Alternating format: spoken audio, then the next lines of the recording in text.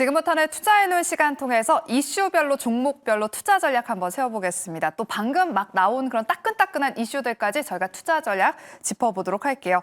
오늘은 ISS의 김태성 본부장, SB인베스트의 이주호 본부장 두 분과 함께 하도록 하겠습니다.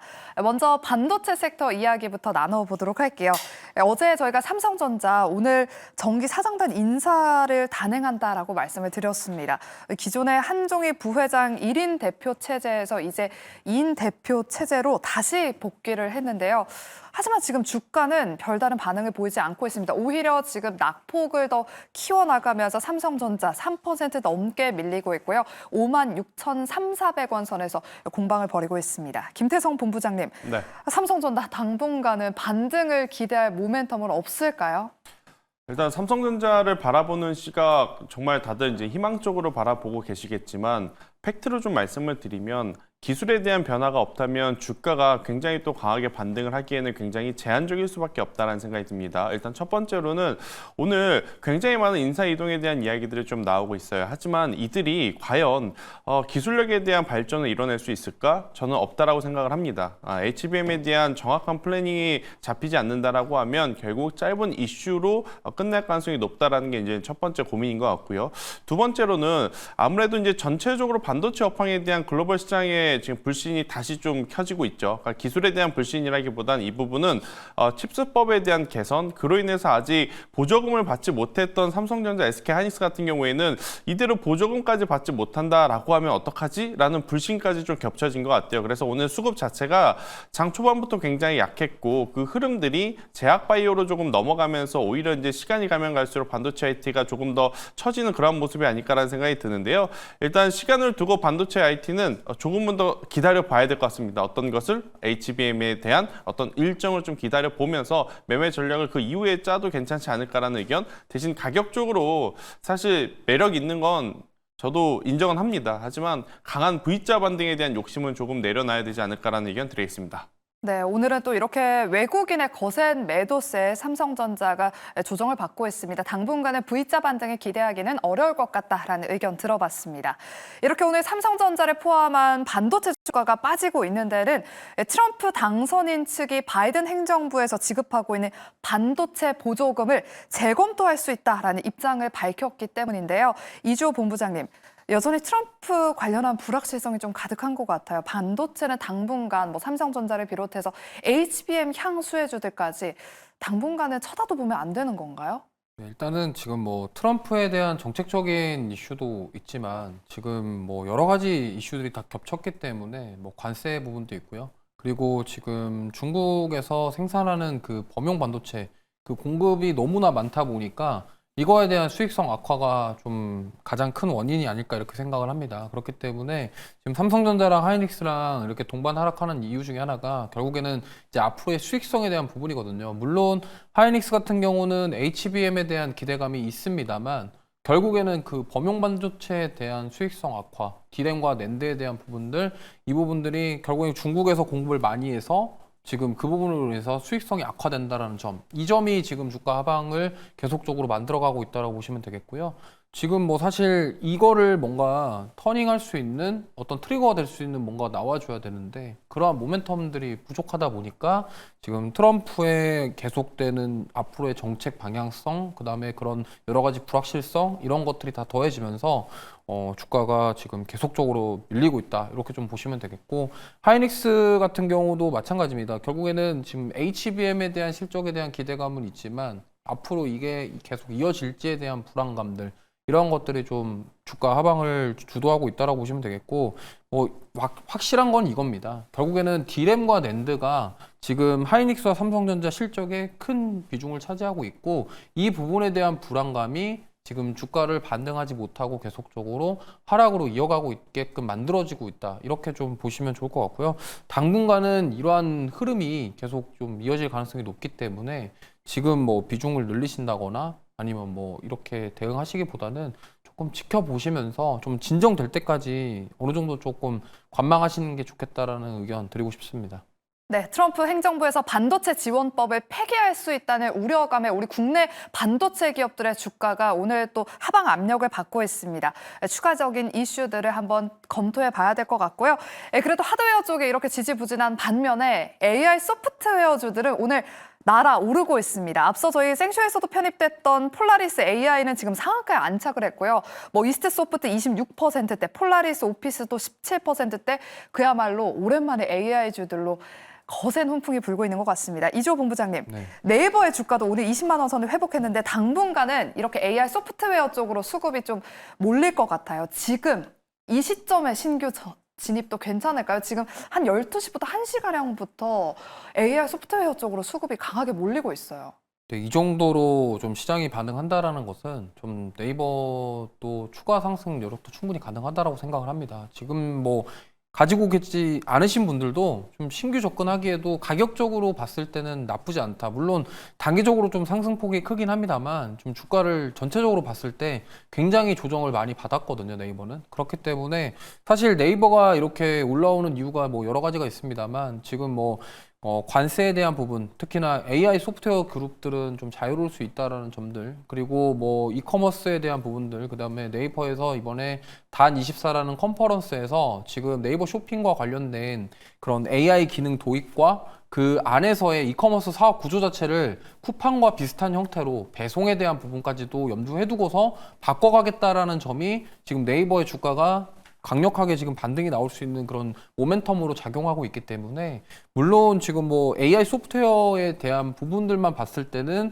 네이버가 사실 그동안 행적으로 보면은 약간 하이퍼클로버에 대한 실망감과 그리고 앞으로 AI에 대한 그런 모멘텀 자체는 부족합니다만, 결국에는 지금 그동안 하이퍼클로버부터 시작해서 네이버가 조금 뭐 이것저것 AI를 좀 하겠다고 했습니다만, 이번 컨퍼런스에서 결국에는 네이버가 잘할 수 있는 요소에다가 AI 기능을 집어넣어서 네이버 스타일로 만들어가겠다라는 측면이 지금 주가가 상승 랠리를 달릴 수 있게 만들어주는 요소가 아니었나 이렇게 생각이 들고요. 지금 여기서 끝날 것이 아니라 저는 추가 상승 충분히 가능하다라고 생각을 하고 있기 때문에, 지금 뭐 트럼프부터 시작해서 이런 소프트웨어에 대한 규제 완화 이러한 것들이 결국에는 대장주라고 할 수 있는 네이버 쪽이 수혜를 받을 가능성이 높다라는 점 참고하시면 좋을 것 같습니다. 네이버가 이렇게 기분 좋게 20만 원 선을 회복했는데요. 지금 네이버 대장주가 가니까 또 다른 AI 소프트웨어주들은 상승 탄력이 더 거셉니다. 김태성 본부장님, 네. 조금 시총 작은 애들은 지금 거의 뭐 상한가 올라가고 뭐 20% 넘게 급등하고 지금 상승 탄력이 더 붙었거든요. 네. 이런 AI 소프트웨어주들은 지금 신규 접근 가능할까요? 일단 기업별로의 상황은 좀 다를 수밖에 없을 것 같고요.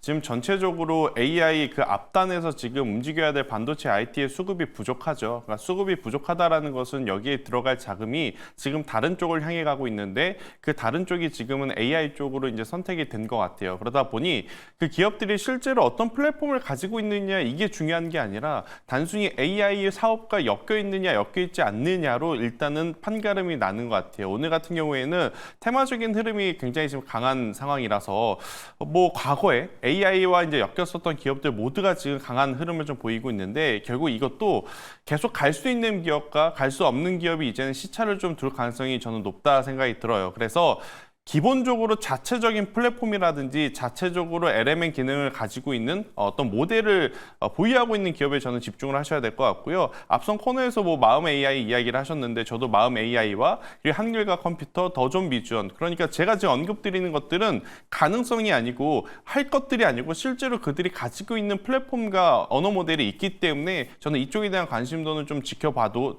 되고요. 하지만 자체적으로 플랫폼이 없는 기업들 같은 경우에는 다소 조금 위험할 수 있지 않겠나라는 의견 한번 드려보도록 하겠습니다. 네, AI 소프트웨어주들은 추가 상승을 한번 기대해 보도록 하겠습니다.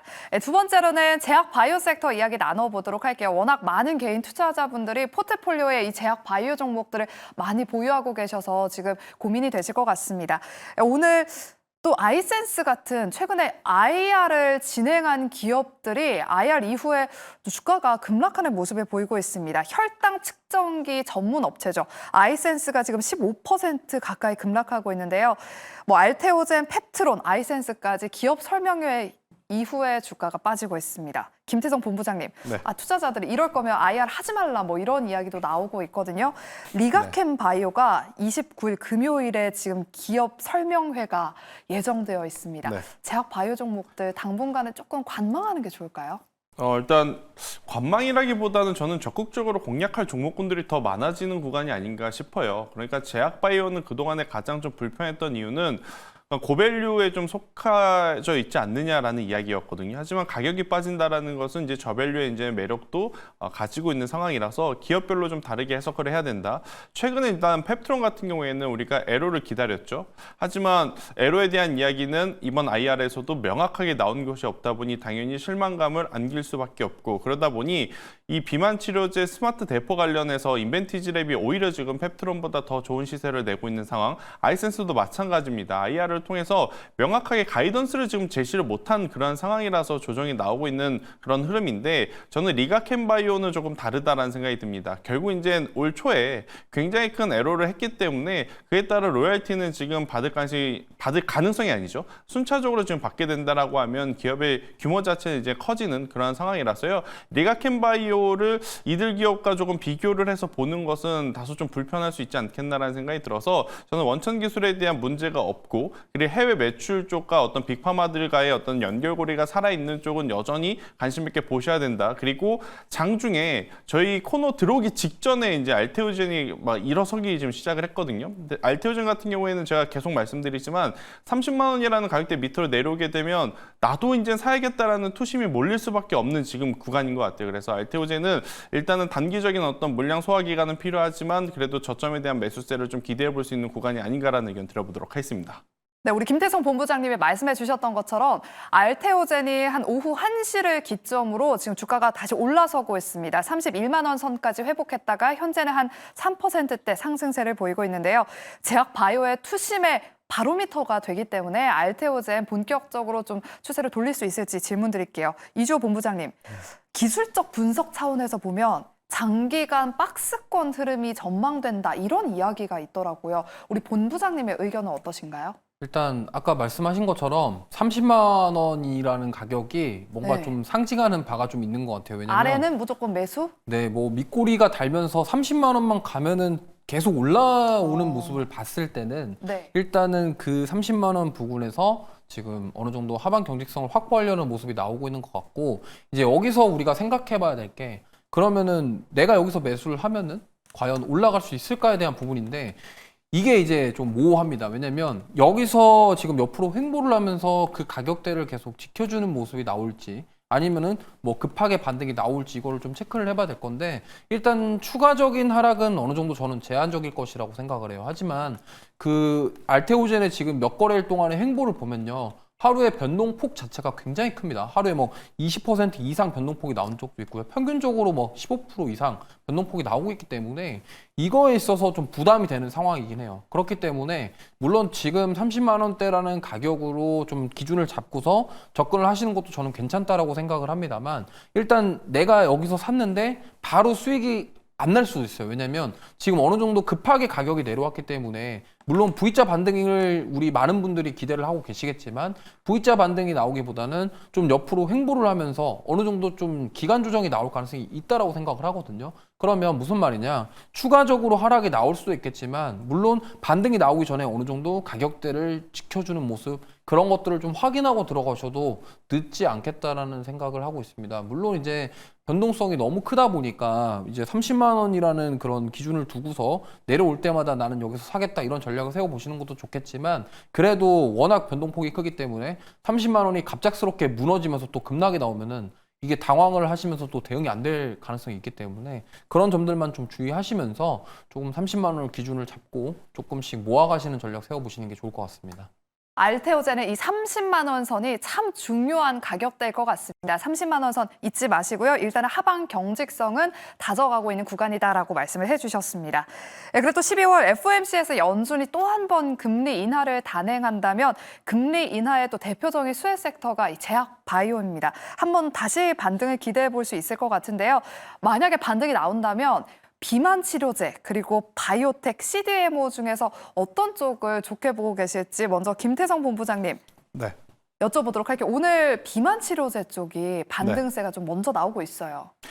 일단 뭐 그것도 그렇지만 오늘 미국에서 날라온 소식 중에 우리가 체크를 해봐야 될 건 새롭게 재무장관이 지금 선임이 됐죠. 근데 이제 그분이 월가 출신이다라고 좀 알려져 있고 그렇다라고 하면 증시에 당연히 조금은 유리하게 작용하지 않을까라는 이야기들이 많았던 게 일단 첫 번째고요. 두 번째, 일라이 릴리가 간밤에 굉장히 좋았습니다. 아무래도 이제 보조금이라든지 어떤 이 R&D에 지원을 해주겠다라는 이야기가 투심을 또 자극시켰고, 그리고 여기에 이제 또 세 번째가 경쟁사 제품 하나가 이 효과를 좀 발표를 했는데 그들이 지금 원래 보이고 있었던 것보다는 굉장히 저조한 효과. 그러니까 일라이 릴리에게는 아무래도 이제 더 좋은 그런 소식들이 좀 들어오다 보니 오늘 비만 치료제 쪽이 상대적으로 강합니다. 하지만 앞서 이야기 드렸다시피 기존의 강자였던 펩트론은 그렇게까지 강하지 못하고 지금 그 자리를 D&D 파마텍이라든지 아무래도 이제 인벤티지랩이 오히려 지금 차지를 하고 있는 상황이라서 경우의 수가 조금은 더 복잡해진 상황이라 저는 이쪽은 기존에 가지고 있는 영역이지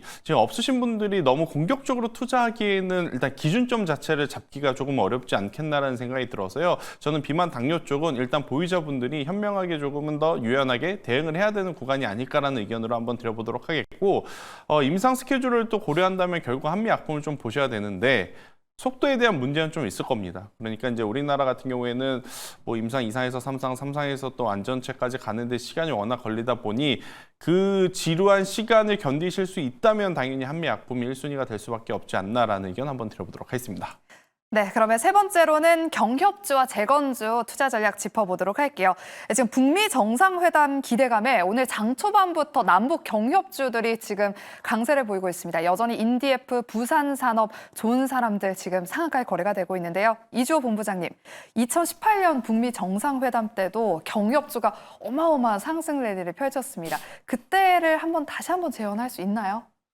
이게 사실 좀 가늠하기 좀 쉽지 않은 것 같습니다. 왜냐면 오늘 사실 이거에 대한 가능성만 나왔을 뿐인데 지금 이렇게까지 반응을 했다라는 것은 사실 저는 좀 기대감이 과도하게 작용된 거 아닌가. 그리고 시장에서 지금 어떻게 보면은 주도하는 섹터들이 다 힘을 못 내고 있다 보니까 수급 자체가 이쪽으로 몰린 게 아니냐, 저는 이렇게 생각을 하고 있고요. 사실 일단 가능성이고 뭔가 진행될지는 아직 불확실합니다. 그렇기 때문에 뭐 과거에 트럼프 대통령 일기 때 그때 이제 북한과 대화를 했다라는 것이 지금 다시 한번 가능성이 있는 것이 아니냐에 대한 부분들이 부각이 됐고, 저는 좀 단기적으로 그냥 이슈에 의한 반등이 아닌가 이렇게 생각을 하고 있고, 만약에 이제 이 기대감이 조금 실현이 거의 안 될 것 같다라는 식으로 판단이 된다고 한다면 또 강한 차익 매물이 나올 수가 있다라는 점을 참고하셨으면 좋겠습니다. 네, 그럼 재건주는 어떻게 보세요? 오늘 처음에 뭐 중소형 건설주들 움직이길래 저는 처음에 우크라이나 재건 쪽인 줄 알았거든요. 이게 재건주도 좀 약간 저도 의아한 게 이스라엘과 레바논이 휴전 협정을 했는데 지금 재건주들이 올라갔다라는 것이 약간 좀 앞뒤가 안 맞거든요. 근데 이런 것 같아요. 그러니까 이스라엘이랑 레바논도 휴전을 했는데 러시아랑 우크라이나도 결국에는 휴전으로 방향을 틀지 않겠냐. 이 부분이 지금 재건주들이 움직이게 된 요소 중에 하나 아닐까 생각을 합니다. 그래서 지금 시장 움직임을 보시면요, 철저하게 이제 미국에서 오는 소식들을 통해서 지금 움직이고 있기 때문에 이것도 역시나 조금 차익 매물이 또 급하게 나올 가능성도 있다라는 점을 참고하시면서 대응을 해보시면 좋을 것 같습니다. 네, 이렇게 남북 경협과 재건주에 대한 대응 전략까지 세워봤습니다. 마지막으로는 개별 이슈로 주목받고 있는 섹터들 한번 살펴보도록 할게요. 오후 12시 이후로 따끈따끈하게 나온 이슈들 저희가 투자 전략 짚어보겠습니다. 오늘 한 11시경쯤에 현대차가 이사회를 열고 1조 원 규모의 자사주를 매입하기로 결정했습니다. 그럼에도 불구하고 현대차의 현재 주가를 보면 거의 반응을 하지 않고 있는 모습인데요. 김치성 본부장님, 네. 현대차가 지금 오늘 거의 롤러코스터급의 변동성을 보인 것 같아요. 그렇죠. 1%대까지 상승을 했다가 윗골이 쫙 길게 달고 지금은 1%대 하락세를 보이고 있습니다. 네. 자동차 주가가 이렇게 흐름이 답답한 이유는 무엇일까요? 사실 오늘 자동차주들은 자칫하면 트럼프 관세의 직격탄을 받을 수도 있었던 상황이었던 것 같아요. 하지만 이제 그것을 슬기롭게 잘 헤쳐나가고 있는 게 우리나라 현대차 기아가 아닌가라는 생각이 들고요. 일단 현대차에서 나온 1조 원 규모의 이제 자사주 매입, 뭐 삼성전자의 10조 규모 생각을 해보면 다소 아쉬울 수 있는 그러한 금액이긴 하지만 시행할 수 있는 그 기간이 3개월 내에 이제 1조 원을 사준다라고 했기 때문에 굉장히 짧은 기간 안에 이제 수급이 들어오기에 저는 긍정적으로 봐도 괜찮지 않겠나라는 생각이 들어요. 그런데 지금 현대그룹이 지금 좀 아이러니한 게 현대차는 이렇게 약을 줍니다. 그런데 반대로 현대차 증권 같은 경우에는 전체 시총의 95%를 지금 유증한다라고 해서 급락이 나오는 또 병을 주고 있는 그런 상황이다 보니까 현대그룹 내에서도 변동성이 지금 커지고 있는 상황. 일단 현대차 기준으로 본다면 이 뉴스는 저는 긍정적으로 좀 보셔도 될 것 같고요. 대신에 이제 전 세계적으로 이 자동차 산업에 지금 트럼프의 입을 좀 조심하셔야 되지 않을까라는 생각이 들어서 너무 공격적으로 사시기보다는 저는 가격적으로 오히려 현대차는 23만 원이라는 가격대 위로 올라오게 되면 그때 추격을 하시는 것이 훨씬 더 낫지 않겠나라는 의견을 한번 드려보도록 하겠습니다. 네, 현대차도 자동차주도 역시나 반도체와 마찬가지로 이 트럼프 정책에 대한 불확실성, 관세 부과에 대한 우려감 때문에 주가가 지지부진한 것 같습니다. 그래도 현대차 20만 원 선을 돌파하는지 여부를 잘 살펴보자라는 점 체크해 보시기 바랍니다. 그리고 대왕고래 프로젝트 관련해서 이슈가 또 한 번 나왔습니다. 오늘 오전에 한번 속보가 전해졌는데요. 1시간 전쯤에 속보가 전해졌습니다. 탐사 시추 위치가 오늘 최종 확정됐습니다. 하지만 관련주는 오히려 하락하고 있는데요. 이주호 본부장님, 세럼 물량이 출회되는 건지 궁금해요. 최근에 피팅 밸브는 특히 조선 업종이 잘 가다 보니까 같이 덩달아서 잘 움직였거든요. 일단 제가 봤을 때는 이게 세론인지 아닌지는 아직 판단하기는 좀 이르고요. 아직은 아니에요? 네, 오늘 수급 자체가 어디 한쪽으로 다 쏠렸기 때문에 여기서 오히려 그렇게 크게 빠진 게 아니라 조금 어느 정도 좀 빠지면서 그 수급 이탈이 다른 데로 가지 않았나 좀 이렇게 생각을 해볼 수 있을 것 같거든요. 왜냐하면 지금 시추지가 선정이 된 부분들은 뭐 세론이 나올 만한 어떠한 그런 게 아닙니다. 왜냐하면 우리가 지금 대왕고래를 바라보는 시선은 석유가 나냐 안 나냐, 산유국이 될 수 있냐 아니냐 이 부분이거든요. 그렇기 때문에 그 위치 선정을 했다라는 부분 자체가 뭐 세론으로 작용하기에는 아직은 이르지 않나. 그렇기 때문에 지금 대왕고래 관련주들 움직임 보시면요, 좀 빠지는 종목도 있고 올라가는 종목도 있고 뭐 밑꼬리 달린 종목도 있지만 이게 오늘만 봤을 때 이걸 세론으로 판단하기엔 좀 아직은 이르고, 저는 모멘텀은 아직 있다라고 생각해요. 다만 이제 그 결과가 어떻게 나오냐에 따라서 정말 변동성이 클 것인데, 일단 오늘은 세론은 아직까지 보기엔 좀 힘들지 않을까 싶고, 아직 모멘텀은 살아있기 때문에 이쪽은 저는 상승 여력은 계속 있다라고 생각을 해서 좀 보셔도 괜찮지 않을까 이렇게 생각하고 있습니다. 네, 대왕고래 프로젝트 관련 종목들 보유하신 분들은 조금 더 홀딩해보는 전략이 유효해 보일 것 같습니다. 그럼 마지막으로 통신주 이야기 나눠볼게요. 이주호 본부장님, 최근에 변동성 심한 장세 속에서도 LG U+가 10거래일 연속 상승하면서 연중 최고가를 찍었습니다. 통신주가 이렇게 주목받는 이유는 무엇일까요? 네, 지금 워낙 그 시장이 변동성도 크고 워낙 외부 이슈에 많이 흔들리다 보니까 이제 많은 투자자분들이 오히려 경기 방어주로 가자, 변동성이 적지만 조금 안정적으로 투자할 수 있는 이쪽을 택하자 해가지고 지금 저쪽이 좀 계속적으로 수급이 들어오는 것 같고요.